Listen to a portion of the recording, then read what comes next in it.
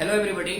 Previous lecture में मैंने आपको इनइक्वालिटीज को सॉल्व करना सिखाया था, तो वहां पर कुछ रिजल्ट्स रह गए थे, तो उन रिजल्ट्स को लेकर आज मैं प्रॉब्लम्स भी डिस्कस कर रहा हूं। तो दो रिजल्ट मैंने बोर्ड पर लिखे हुए हैं। Any odd integral power can be treated as power 1 यानी अगर इनइक्वालिटी को सॉल्व करते टाइम किसी भी फैक्टर पर ऑड पावर आती है तो ऑड पावर का बिहेवियर 1 पावर की तरह होता है। जैसे कि अपन ये देखें x माइनस 3 की पावर 1 और x माइनस 3 की पावर 5, तो साइन के अप्रोच से दोनों का बिहेवियर सेम होगा कि ये कहां पे साइन चेंज करेगा, 3 पे साइन चेंज करेगा। 3 से बड़ी वैल्यू देंगे तो अंदर वाली क्वांटिटी पॉजिटिव आएगी, है ना। तो x को 3 से बड़ा देंगे तो अगर अंदर पॉजिटिव है तो पावर 5 लेने से भी पॉजिटिव आएगा। अब पावर चाहे 5 ले ले, 7 ले ले, 9 ले ले, कोई फर्क नहीं पड़ता। अगर मैंने x को 3 से छोटा डाला तो एक्सप्रेशन कैसा साइन देगा, नेगेटिव देगा। अच्छा, अगर इसमें x को 3 से छोटा डालें तो अंदर वाली क्वांटिटी नेगेटिव होगी, but due to odd power पूरे एक्सप्रेशन का साइन भी नेगेटिव आएगा। यानी जो पावर 1 का बिहेवियर होता है वही पावर 5 का बिहेवियर होता है। तो कहने का मीनिंग ये है कि इनइक्वालिटी के सॉल्विंग के टाइम अगर किसी भी फैक्टर पर ऑड पावर आ रही है तो आपको इसके लिए कोई नया रूल बनाने की जरूरत नहीं, आप बिल्कुल इसका बिहेवियर 1 पावर की तरह डील करेंगे और नॉर्मल क्वेश्चन की तरह सॉल्व कर लेंगे। तो ये सैंपल प्रॉब्लम ले लेते हैं। Solve x minus 1 x minus 2 की पावर 5 अपॉन x प्लस 1 की पावर 2090 ग्रेटर देन 0। इसको सॉल्व करना है ना। तो ऑब्वियस सी बात है, मुझे हर जगह ऑड पावर दिख रही है, तो ऑड पावर का बिहेवियर पावर 1 की तरह होता है। तो इसके क्रिटिकल पॉइंट को मार्क कर लीजिए। इसका क्रिटिकल पॉइंट है -1, इसका क्रिटिकल पॉइंट है 1 और एक क्रिटिकल पॉइंट 2 दिख रहा है। राइट मोस्ट पार्ट क्या है, पॉजिटिव नेगेटिव पॉजिटिव नेगेटिव। आपको साइन कैसा चाहिए, पॉजिटिव। पॉजिटिव कहां से आ रहा है, -1 से 1 में आ रहा है, 2 से आगे आ रहा है। तो x belongs to -1 to 1 union 2 से इंफिनिटी। ये इसका सोल्यूशन हो गया। ठीक है क्या, चलिए इसको रब करते हैं। अब इसके बाद जो थोड़ा सा सीखना वाला पार्ट होता है वो ये वाला रूल है। In case of even power for any factor, अगर किसी भी फैक्टर पर इवन पावर आती है तो अपन जानते हैं यार किसी भी फैक्टर पर अगर इवन पावर है, जैसे मैंने ये सपोज कर लिया x माइनस 2 का होल स्क्वायर आ रहा है या पावर 4 आ रही है, तो मैं x को 2 से बड़ा पुट करूं या छोटा पुट करूं, अंदर अगर नेगेटिव बन भी जाता है तो पावर इवन है। तो इवन पावर जैसे करेंगे तो नेगेटिव किसमें कन्वर्ट हो जाएगा, पॉजिटिव में। आ रही बात समझ में। तो ये क्वांटिटी ऑलवेज कैसा साइन देगी, हर वैल्यू ऑफ x के लिए greater than equal to 0। Negative कभी नहीं देगा, 0 दे सकता है या फिर क्या देगा, पॉजिटिव। अगर किसी भी फैक्टर पर इवन पावर आ रही है तो वो एक्सप्रेशन का साइन कभी भी चेंज नहीं कर सकता है। समझ में आया क्या। तो उस केस में हम लोग क्या करते हैं, सबसे पहले इवन पावर वाले जितने भी फैक्टर्स हैं सभी को क्वेश्चन से डिलीट कर देते हैं, बचे हुए पार्ट को सॉल्व कर लेंगे। लेकिन ध्यान रखना, आपने जिस इवन पावर वाले फैक्टर को डिलीट किया था सॉरी, उसका जो क्रिटिकल पॉइंट है उसको आपको डायरेक्ट चेक करके देखना पड़ता है कि क्या वो क्रिटिकल पॉइंट अपने क्वेश्चन का आंसर है या नहीं है। रिपीट कर रहा हूं कि अगर किसी भी फैक्टर पर इवन पावर है तो सबसे पहले ये मानते हो कि वो ऑलवेज पॉजिटिव है, उसको क्वेश्चन से डिलीट कर दो, बचे हुए पार्ट को सॉल्व कर लो। लेकिन एंड में आप जो फाइनल आंसर लिखने जा रहे हो उससे जस्ट पहले आपने जिन जिन फैक्टर को डिलीट किया था उनके क्रिटिकल पॉइंट को पेरेंट इनइक्वालिटी में पुट करके चेक करो कि क्या उसको वो सेटिस्फाई करते हैं। नहीं, अगर करते हैं तो उनको इंक्लूड कर लो, नहीं करते तो उनको आंसर से हटा दो। ठीक है ना। चलिए कुछ क्वेश्चन प्रैक्टिस करते हैं।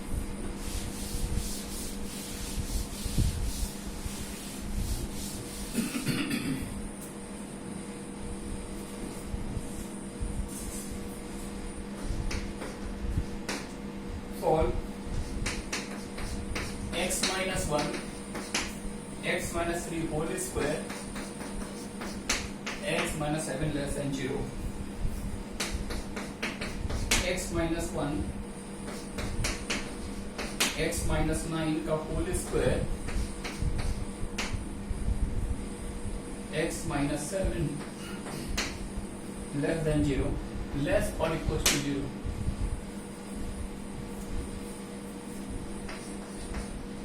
solve x minus 1 की पावर 4 2x minus 3 की power 13 upon x plus 8 whole square x minus 5 greater than 0 x square x minus 1 x plus 8 x minus 7 raised to the power 14 3x plus 5 whole square 2x minus 7 x minus 2 whole raised to the power 4 less or equal to 0. ये questions हैं. तो देखिए मैंने rule क्या बताया था. सबसे पहले जो इवन पावर दिखे उस फैक्टर को डिलीट कर दो. इस फैक्टर को क्वेश्चन से डिलीट कर दीजिए. x minus 1 x minus 7 less than 0. सबसे पहले इसको सॉल्व करना है ना. और डायरेक्ट चेक कहाँ पे करेंगे? Direct check x. यहाँ पर x इस फैक्टर को डिलीट किया. इसका क्रिटिकल पॉइंट है 3. तो पहले इसका सोल्यूशन निकाल लो. तो इसका सोल्यूशन तो देखते ही समझ में आ गया. 1 से 7 है ना. 1 से 7 है. निगेटिव चाहिए. अब इस x को 3 पुट करके चेक करो. जैसे x को 3 डालो तो ये 0 बन जाएगा. कंडीशन क्या बनेगी? ये 0 और ये भी 0. 0 लेस देन 0. क्या बोलोगे? नॉनसेंस. ऐसा रिजल्ट ट्रू नहीं. 0 0 से छोटा नहीं होता. 0 0 के इक्वल होता है. तो इसका मतलब x इक्वल टू 3 को जब मैंने इस पर पुट किया तो ये इस इनइक्वालिटी को सेटिस्फाई नहीं कर रहा है. अब जब ये इसको सेटिस्फाई नहीं कर रहा तो इसको फाइनल सोल्यूशन में इंक्लूड नहीं करना है. तो पहले ये चेक करो आपने जो सोल्यूशन निकाला क्या उसके अंदर 3 आ रहा है या नहीं आ रहा है. यस 1 से 7 तक सारे x है तो ये इसमें इंक्लूडेड है. जबकि इसको सेटिस्फाई नहीं करता तो इसको इस आंसर में से हटाना पड़ेगा. Final solution x belongs to 1 से 7 नॉट इक्वल टू 3. ठीक है ना. इधर आ जाते हैं. ये इवन पावर आ रहा है तो सबसे पहले इसको डिलीट कर दिया. x minus 1 x minus 7 less और इक्वल टू 0 है ना. बच्चों पार्ट सॉल्व करेंगे और डायरेक्ट चेक करेंगे. x इक्वल टू इस फैक्टर का क्रिटिकल पॉइंट 9 है. x इक्वल टू 9 पे चेक करेंगे. अच्छा अब की बार मैंने क्या लगाया? क्लोज इंटरवल लगा रहा. सॉरी इक्वालिटी लगा रखी है. तो अब आंसर किस में आएगा? क्लोज इंटरवल 1 से 7. ये इस पार्ट का आंसर है. अब क्या करो? अब इसको उठाओ और इस इनइक्वालिटी में चेक करो. x को 9 पुट करो. तो जैसे x को 9 पुट करो तो ये फैक्टर 0 बन जाएगा. ये 0 बना तो कंडीशन क्या है? ये बार 0 लेस और इक्वल टू 0. 0 लेस और इक्वल टू 0. तो ये कंडीशन ट्रू है क्योंकि अब इक्वालिटी मैंने लगाई हुई है. अच्छा इसका ये मतलब नहीं होता कि दोनों साइन एक साथ होल्ड कर. इसका मतलब ये क्वांटिटी इस क्वांटिटी से या तो छोटी है या फिर इक्वल है. तो इक्वल तो है ही. देख रहा ट्रू स्टेटमेंट है. अब अगर ये स्टेटमेंट ट्रू है इसका मतलब x की ये वैल्यू इस इनइक्वालिटी को सेटिस्फाई करती है. और अगर ये इसको सेटिस्फाई करती है then this must be the part of solution. इसको फाइनल आंसर में इंक्लूड होना चाहिए. तो चेक करिए जो आपने अभी तक सॉल्यूशन निकाला क्या उसके अंदर ये पिक्चर इंक्लूडेड है या नहीं है. नो ये इसके अंदर इंक्लूड नहीं है. तो फाइनल सॉल्यूशन जब लिखेंगे तो इसको इसके अंदर इंक्लूड करना पड़ेगा.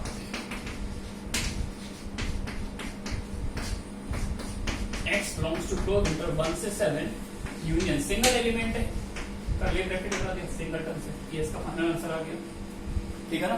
चलिए नीचे कुछ प्रॉब्लम लिखी हुई है इसके लिए मैं ऊपर स्पेस बना देता हूं.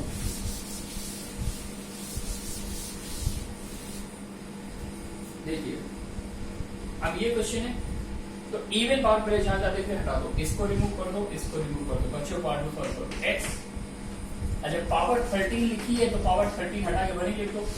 चलता है अपॉन x माइनस 5.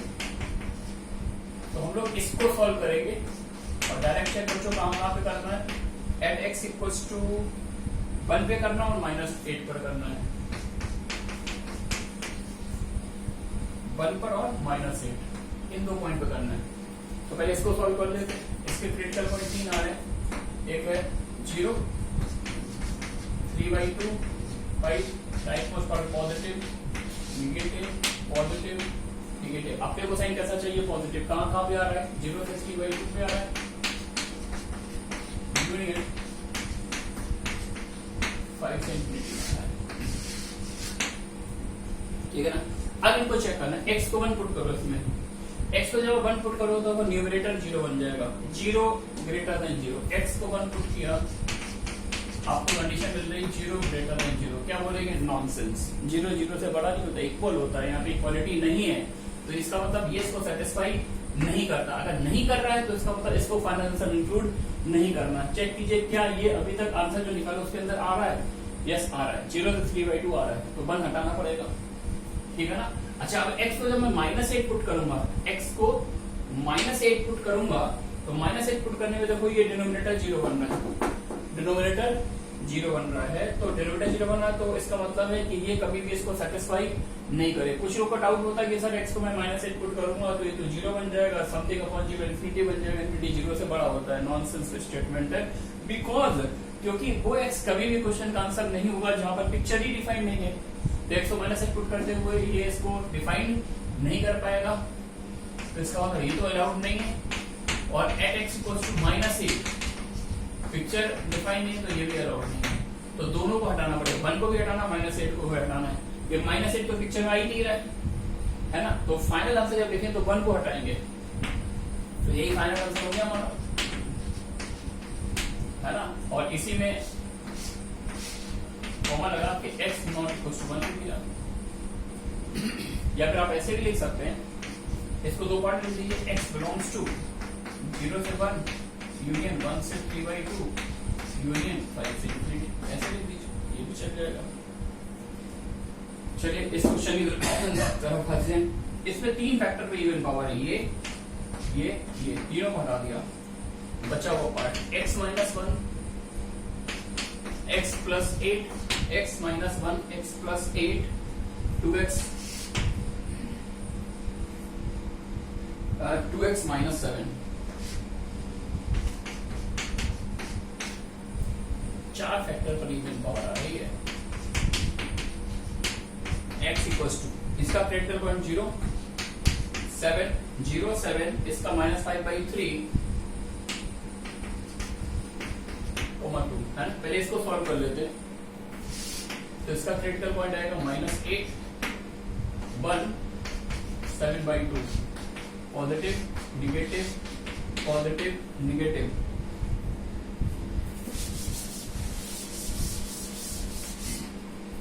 है ना। अपने को साइन कैसा चाहिए, अपने को साइन चाहिए निगेटिव चाहिए, और इक्वालिटी भी लगी हुई है, तो अपने को निगेटिव चाहिए, तो -∞ x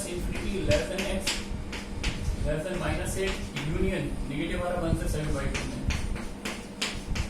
ठीक है ना। लेकिन इक्वालिटी भी लगी है, तो वो x भी आंसर होगा जहाँ पे न्यूमरेटर 0 होता है, तो 1 और -8 इन दोनों पर इक्वालिटी लगा दिया। अब ये जो आंसर, ये सिर्फ इस पार्ट का आंसर है। फाइनल आंसर देखने मुझे इनको इसमें डायरेक्ट चेक हमेशा किसमें करेंगे, पेरेंट इक्वालिटी में, तो वो x इंक्लूड हो जाएंगे जहां पर न्यूमरेटर 0 होता है। जैसे x को 0 डालेंगे तो ये न्यूमरेटर को 0 बनाएगा, 0 पे इक्वालिटी लगी हुई है, सेटिस्फाई कर जाएगा, तो 0 सेटिस्फाई करेगा। 7 डालेंगे तो 0 > 0 ये भी सेटिस्फाई कर जाएगा। लेकिन -5/3 डिनोमिनेटर का 0 है, तो वो कभी भी क्वेश्चन का आंसर नहीं होगा जिसमें डिनोमिनेटर 0 होता है, ये सेटिस्फाई नहीं करेगा। 2 डालेंगे भी सेटिस्फाई नहीं करेगा, 0 और 7 कर जाएगा। तो पहले देखो 0 और 7 आ रहा है क्या, 0 और 7 कोई नहीं आ रहा है, 0 और 7 नहीं आ रहा है। -5/3 हटाना है, -5/3 इसमें आ रहा है, नहीं आ रहा है। 2 आ रहा है क्या, यस 2 आ रहा है, 2 हटाना पड़ेगा। तो फाइनल आंसर क्या होगा, -∞ से -8 यूनियन 2 इसमें आ रहा है, तो 2 को हटाना है, यूनियन 1 से 2 यूनियन 2 से 7/2, 2 हटेगा। -5/3 तो पिक्चर में ही नहीं था, हटाने की जरूरत नहीं है।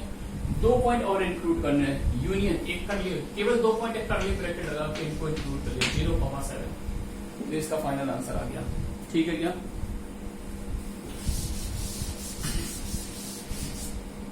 नेक्स्ट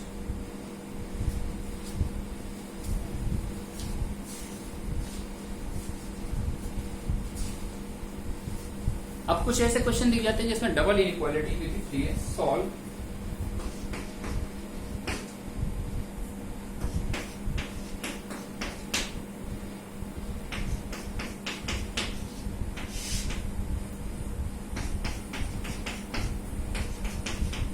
एक और प्रॉब्लम लिख लेते हैं,